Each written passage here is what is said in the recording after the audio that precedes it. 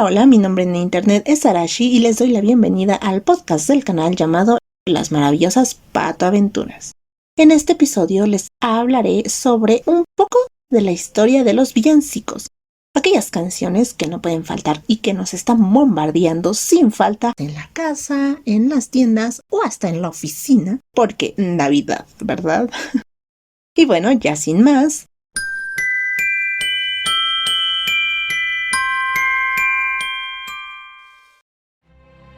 En la actualidad, los villancicos tienen como objetivo completar el ambiente navideño, ya sea en casas, calles, tiendas, etc. Y como dije en la introducción, podemos poner como ejemplo alguna publicidad, como, pues no sé, la que se me viene a la mente más fácil es la Coca-Cola, en donde siempre en los comerciales de cada año nos ponen a Santa Claus con el traje rojo, nieve, árboles de Navidad, luces navideñas y aquello que le da el toque navideño, como cuando le ponen un villancico.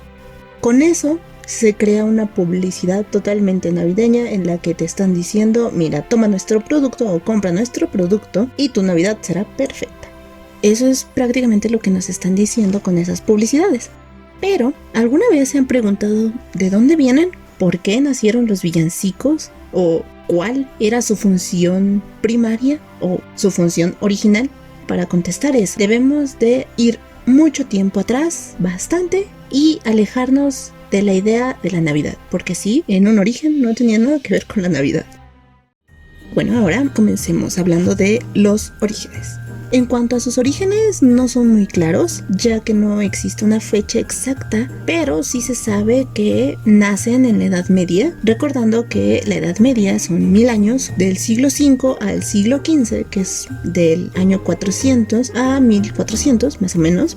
Y bueno, hay varias teorías de su origen. Algunas dicen que fue San Hilary de Peters, no sé cómo se pronuncia, lo siento, quien compuso la primera canción que hablaba sobre la Navidad en el siglo IV, llamada, y espero pronunciar bien mi latín, pero es más o menos Jesus Refulsit Omnium. Ese se supone que es uno de los posibles orígenes. Otro afirma que fueron creados por los evangelizadores en el siglo V. Y por último, muchos creen que el primero en componer música de este estilo fue el Marqués de Santillán. Y si bien tenemos muchos posibles orígenes, algo que sí tenemos claro es el hecho de que nacieron en zonas rurales y que las temáticas de estas canciones estaban ligadas a su nombre. Aquí seguramente muchos se pregunten qué tiene que ver su nombre con la temática. Algunos ya lo intuirán desde el mismo nombre del género, que son los villancicos, pero para los que no, aquí les va la explicación. La palabra villancico tiene un origen bastante humilde. Esto es debido a que se obtiene de las personas que cantaban estas canciones.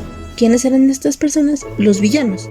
Y no me refiero a Maléfica o no sé, a Thanos. No me refiero a estos villanos o a los malos de los cuentos o cualquier historia. Sino me refiero a las personas que vivían en una villa medieval, claro.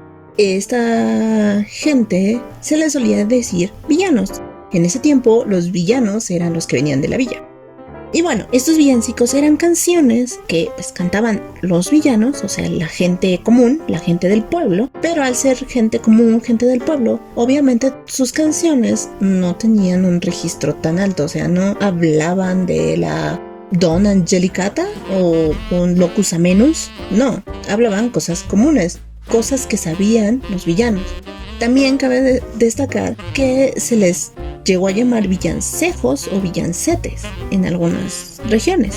Sin embargo, recordemos que esta palabra villancicos o las dos que les acabo de dar son de origen español. O sea, estoy hablando del origen español de la palabra, no del origen de otros lugares, sino el español. Ya hablaré un poquito más adelante de la palabra en inglés, pero no se preocupen. Sigamos con los villancicos en español, ¿ok? Ya con esto en mente, con que sabemos que los villancicos venían de la gente común, de las zonas rurales, no de los castillos y de las altas esferas, te das cuenta que pues tenían formas y rítmicas bastante sencillas, como les acabo de decir. No hablaban de la Donna Angelicata o del Locus Amenus. Hablaban pues de las cosas que hablaba el pueblo, ¿no? O sea, es lo que hablamos ahorita, chismes, bla bla bla, ¿no? En ocasiones ni siquiera eran acompañadas por instrumentos. Volvemos a decir, o sea, eran canciones del pueblo. Muchos pues no tenían instrumentos, sobre todo en esa época, ¿verdad? Donde las clases sociales eran tan marcadas que los únicos instrumentos que tenías eran tus instrumentos de trabajo, nada más. Y también pues con todo este contexto de que venían del pueblo y eran sencillas y todo eso, obviamente las temáticas también eran del pueblo, temáticas rurales, que narraban cualquier tipo de situaciones que pasaban en la zona. Por ejemplo, el amor de fulanito y sutanita, pero no el amor tan puro como lo hacían Dante en su tiempo o Petrarca, sino de un amor más picarón, más subido de tono, por así decirlo. Era lo que les divertía al pueblo, ¿no? O sea, cosas un poco más subidas de tono. También hablaban de la muerte o incluso eran noticieros para ellos. Te contaban las noticias de sucesos ocurridos en pueblos cercanos o en ciudades cercanas o justamente en el mismo pueblo, pero eran noticieros a veces, ¿no? Nada que ver con lo que actualmente están ligados, la Navidad. Y los cantos más cercanos a la Navidad, por así decirlo, eran los que se cantaban en las celebraciones del solsticio de invierno, cuando algunas comunidades bailaban dentro de cercos de piedra. En este sentido nace la palabra en inglés carol, que de hecho se refiere a, no sé cómo se dice, está en griego, coros, choros, algo así, que significa baile en círculos, y de la palabra francés antiguo, claro, que era, creo que se pronuncia carol, y era una canción para acompañar los bailes. O sea, literalmente es canción que servía para un baile en círculos. Más o menos es eso el significado de la palabra en inglés. Pero, ¿cómo pasamos de hablar de un amor más carnal a hablar de la Virgen o Jesús? Es un cambio muy radical, ¿no? Bueno, durante la Edad Media, la mayoría de los cantos que se daban durante las misas eran en latín, una lengua que solo pocos conocían y hablaban. Pero alrededor de la segunda mitad de la Edad Media, la mayoría de la gente empieza a perder el interés por todas estas celebraciones religiosas, entre ellas la Navidad. Sin embargo, sí se sabe que algunas procesiones litúrgicas eran acompañadas por cantos de los pastores que las acompañaban, pero eran cantos en lengua vulgar. ¿Qué es la lengua vulgar? Bueno, pues era la lengua que hablaba la población general, no los eruditos. Entonces, alrededor del siglo XIV, y gracias a esta falta de interés que tenía mucha gente, por el hecho de que no entendía, la iglesia comenzó a buscar soluciones para de nuevo atraer a feligreses y además llevar, por así decirlo, la palabra de Dios a más lugares, ¿no? O sea, para que la gente entendiera los mensajes de la iglesia. Y fue en el villancico en el que encontraron la solución. Debido a su estructura pegadiza, a su forma sencilla y sobre todo a su gran popularidad dentro de las villas o dentro de la población en general, los villancicos comienzan a ser usados como una forma rápida de difundir la religión y contar historias bíblicas, siendo las historias sobre Jesús las más difundidas. Se tiene registro de que en 1410 fue escrito un villancico que trataba de la Virgen María y el niño Jesús en Belén. Y aquí ya estamos dándonos cuenta que estamos ya a finales de la Edad Media, ¿verdad? Bueno, pues es en el Renacimiento donde los villancicos comienzan a tomar, por fin, este camino hacia la Navidad. Pues no solo se cantaban para difundir la religión y contar historias, sino que también se comenzaron a usar para determinadas celebraciones religiosas, entre ellas, ahora sí, la Navidad. No sé si recuerdan que les dije que también ya habían perdido mucho interés en estas celebraciones. Bueno, pues aquí, gracias a esta solución eclesiástica de tomar todas estas canciones que antes hablaban de los amoríos, la muerte de un rey o algo así, o del chisme del pueblo vecino, comenzaron a cambiar esas letras, sacando toda cosa vulgar por cosa más bien religiosa. Gracias a esta nueva fórmula, el pueblo volvió a retomar el interés que había perdido sobre la religión y las celebraciones religiosas, dejando, como ya les digo, atrás las temáticas cotidianas y concentrándose nada más en estas temáticas religiosas. Qué aburrido, ¿no? Sin embargo, la mayoría de estos cantos no contaban historias sacadas de la Biblia o que fueran muy apegadas a la Biblia, sino eran canciones libremente inspiradas en la historia bíblica y ya, sin más. Pero eso sí, todas eran alrededor de la familia de Jesús. Tampoco es que fuera su familia muy grande, o bueno, ese es otro tema. Un par de siglos más tarde, estos villancicos, que ya habían evolucionado para este tiempo, porque pues, oigan, fueron siglos los que se tomaron, ¿no? Habían evolucionado de tener esta forma sencilla, pasaron a una complejidad técnica, formal, con un mayor número de instrumentos. Esta vez sí se tenían que acompañar de instrumentos. Recordemos que antes no, a veces ni siquiera eran acompañados de instrumentos. Ahora sí tenían que estar acompañados de instrumentos, incluso instrumentos complejos como lo son el violín, el arpa, etcétera. Y que habían evolucionado de las primeras, que eran más apegados a los cantos gregorianos, comenzaron a tener más influencia. Recuerden que estamos en el Renacimiento, y en el Renacimiento Italia fue una nación bastante importante. Justamente los villancicos comienzan a tener bastante influencia de canciones italianas. Gracias a estas influencias italianas es como que se comienza a dar forma a los villancicos que nosotros conocemos, a los que nos llegaron en la actualidad. Pero aunque fueran un poco más complejas, o bueno, bastante más complejas que las primeras, también se hicieron habituales y populares en las iglesias. Esta popularidad no solo ayudó a las formas más sencillas, sino que también ayudó a estas más complejas a llegar a los hogares. Ya no solo se cantaban en misas y en celebraciones religiosas, sino que también en reuniones familiares, claro, está pegadas a estas celebraciones eclesiásticas, ¿no? O sea, la Navidad es una celebración totalmente religiosa, aunque no lo sintamos actualmente, pero es religiosa, viene pegada a la religión.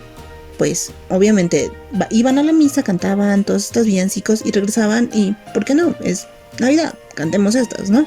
O sea, fueron permeando incluso a llegar a los hogares. Porque, sí, o sea, los villancicos fueron súper populares, pero la Navidad fue la época en donde más se usaban los villancicos. Fue donde más prolíficos fueron los villancicos, como que al ser la celebración del nacimiento de Jesús, y justamente los villancicos hablando de la temática de la vida de Jesús y de su familia, pues fue donde más abundaron. Pongámonos a pensar, muchos de los villancicos que conocemos son literalmente sobre el niño Jesús y ya. Bueno, sí, hay varias temáticas. Agarraron de nuevo temáticas más pastoriles después de que habían venido de los pastores, pero no eran, si bien eran pastores, no eran los típicos pastores comunes y corrientes del pueblo, sino eran como más especiales, más cultos, más,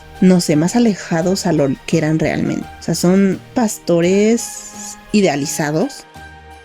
Sin embargo, en este periodo, cuando su popularidad es frenada, debido a los eclesiásticos más puristas que comenzaron a repudiarlos. ¿Por qué? Bueno, pues porque pensaban que distraían a los creyentes. Bueno, y esto se ve reflejado en un tratado cuyo título era El Melopeo y el Maestro, de un cantante italiano llamado Pietro Charone.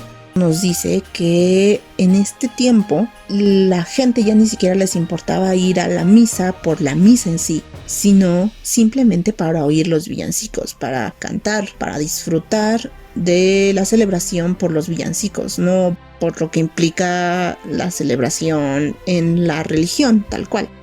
Pues entonces esto le empieza a desagradar, o sea, estas actitudes del pueblo le empiezan a desagradar a la iglesia, porque ¿cómo es posible que solo vayan a oír los villancicos que ni siquiera están pegados a la Biblia, sino son historias? O sea, no es como que estés escuchando lo que la Biblia dice en un villancico, no, sino son historias que cualquier fulano se inventó.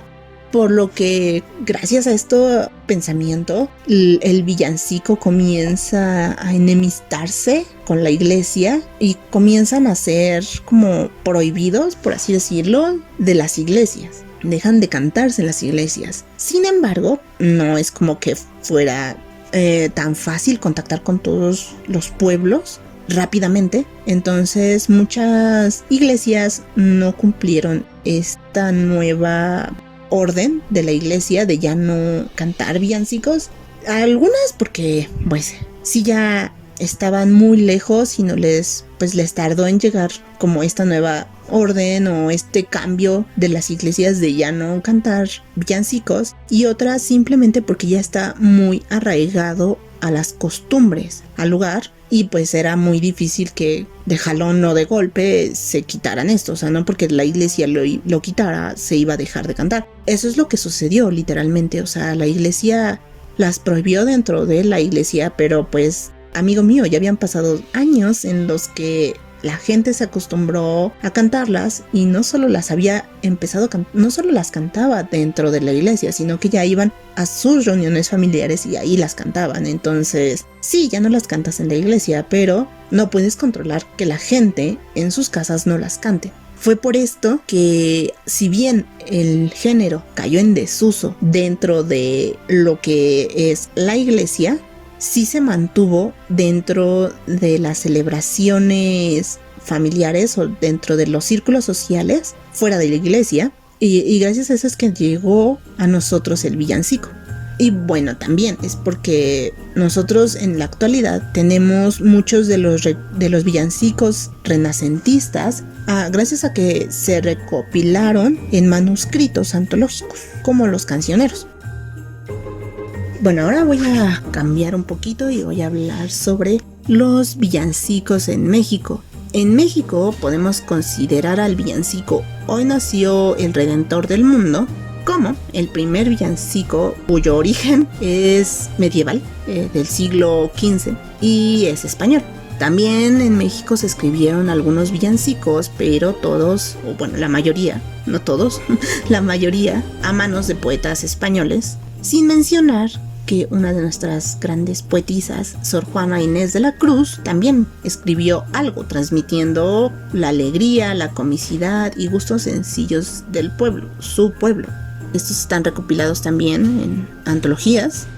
Ahora vamos a hablar sobre los villancicos que escuchamos en la actualidad. Muchos de los villancicos que son más tradicionales y cantamos aún son bastante antiguos, tienen varios siglos de existencia, algunos no, algunos son muy muy recientes aunque no lo creas. Obvio, cada región, cada país tiene sus villancicos más populares, más representativos de esa época. Incluso va a haber algunos que canten en una región y en otra no los canten, o que siquiera en un país canten y conozca y en otro ni siquiera sepan de su existencia. Pues es obvio, ¿no? Justamente por el contexto de los pueblos, de qué es lo que más se apega a los gustos de cada pueblo. Por ejemplo, en mi país, México, los más populares son Los peces en el río, que tiene origen y un autor desconocido, aunque en algunas de sus estrofas hace notar cierta influencia árabe por la tonalidad y estructura, que ya me dirán los que sí saben en qué consiste esa notoria influencia árabe. Lo cierto es que comenzó a popularizarse en el siglo XX, eso sí es como que lo más notable. También tenemos Campanas sobre campanas, que es un villancico conocido en la mayoría de los países de habla hispana, cuyo origen es español, más exactamente andaluz, y por desgracia no se conoce su autor. Tenemos Mari Morena, también igual que las anteriores, de autor desconocido, pero esta fue compuesta en el siglo, esta sí sabemos más o menos en qué año fue compuesta, bueno, en qué siglo fue compuesta, y fue siglo XVII. De ella se cree que es de origen español. Luego también tenemos el tamborilero o el niño del tambor. Por ejemplo, aquí en México es más conocida como el niño del tambor, más que como el tamborilero. Esta es atribuida a la pianista estadounidense Catherine Kennicott en 1941. Si bien no es la escritora o la autora original, bueno, se cree que no es la autora original, sí es la que la tradujo al inglés de un supuesto villancico checo. El burrito de Belén, o mejor conocida como Mi burrito sabanero. Todos los mexicanos o latinos la hemos escuchado y que seguramente de niño la bailamos en algún festival escolar, porque vamos, es súper clásico bailarla en la escuela en estas épocas. Bien, este villancico sorprendentemente es súper reciente. Y ustedes me dirán, ¿qué tan reciente? Pues es de hecho el más reciente de los que ya he mencionado. No es el más reciente que voy a mencionar, pero sí de los que he mencionado anteriormente, siendo compuesta por el músico venezolano Hugo Blanco. Así es, el burrito sabanero es venezolano y fue escrita en 1975. Como ya había dicho, esos son los villancicos más populares en México. Bueno, tal vez sean bastante populares en algunos otros países de habla hispana, pero no solo están estos villancicos populares de la región o de tu país, sino que también existen villancicos conocidos en todo el mundo, pero no tienen origen netamente en la lengua española, sino que vienen de otras lenguas. Y pues aquí les voy a dar unos ejemplos de cuáles son esos villancicos que son conocidos por todo el mundo. Primero, Blanca Navidad, del compositor Irving Berlin, lanzada en 1940 y de hecho tiene un récord Guinness como el tema más vendido en la historia.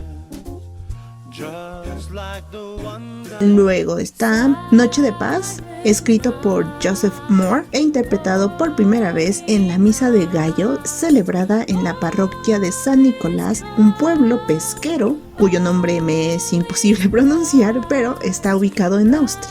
Esta se cantó en 1818. Es el único villancico del que pude encontrar muchos datos, pero por cuestiones de tiempo para este episodio no voy a darlo. También tenemos a Destre Fideles o O Come All Ye Faithful. Disculpen mi pronunciación horrible del inglés. Esta es de aproximadamente el año 1744, de autor desconocido, como la mayoría que hemos visto. Sin embargo, sí existe el nombre de un transcriptor, Sir John Francis Wade, quien hizo la transcripción manualmente tanto de la letra como de la partitura. Y de hecho esta es una transcripción de un tema popular irlandés. También tenemos Carol of the Bells o Villancico de las Campanas. Este tiene su origen en una canción del folclore ucraniano, cuyo compositor original pretendía que fuera cantada a capela. Fue adaptada al inglés, que es como que la versión más conocida, en 1916. Tenemos Jingle Bells, con el mismo nombre, ya sabemos cuál canción es. Que de hecho es una versión bastante diferente y simplificada de la original, que era One Horse Open Slate, o El trineo descubierto tirado por un caballo, escrito por James Pierpont en 1857. O sea, Jingle Bells era diferente a la original, y les voy a dejar un pedacito para que escuchen cómo es que cambia tanto la letra como el tono de la canción.